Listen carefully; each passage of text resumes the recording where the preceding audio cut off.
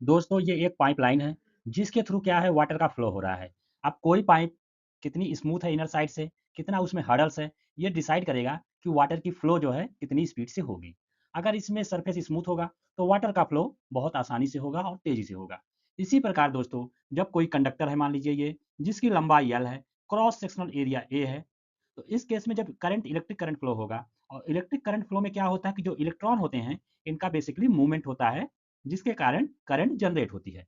जब ये फ्लो होंगे कंडक्टर से तो उसमें जो एटम्स होते हैं, जो डिफेक्ट्स होता है मटेरियल में, उसके कारण इस इलेक्ट्रॉन के फ्लो में ऑब्स्ट्रक्शन क्रिएट होता है, जिससे इलेक्ट्रॉन की फ्लो की स्पीड प्रभावित होती है और जो करंट की स्पीड है वो भी प्रभावित होगी।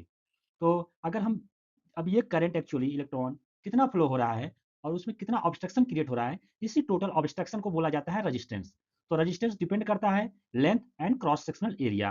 तो resistance is directly proportional to length and inversely proportional to area. अगर इन दोनों इक्वेशन को हम एक में करेंगे तो हमारा एक कांस्टेंट आ जाएगा जिसको बोलते हैं रजिस्टिविटी। रजिस्टिविटी क्या है? ये मटेरियल की इंट्रिंसिक प्रॉपर्टी है। ये बताता है कि मटेरियल यानी जो कंडक्टर है उसमें कितना डिफेक्ट्स हैं, कितने ऑब्स्ट्रक्शन क्रिएट हो रहा है। और जबकि रेजिस्टेंस क्या है? अमाउंट ऑफ डिस्ट्रक्शन की बात की जा रही है।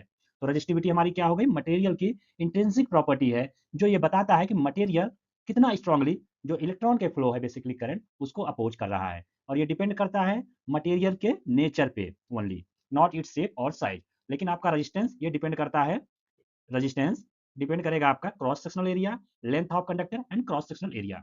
अगर हम यूनिट की बात करें तो आर का यूनिट ओम होता है, रो का यूनिट नहीं पता हमें, एल का मीटर, ए क्रॉस सेक्शनल एरिया का मीटर स्क्वायर। इस मीटर से ये मीटर कट गया, रो का आपका यूनिट कितना आ गया? ओम मीटर।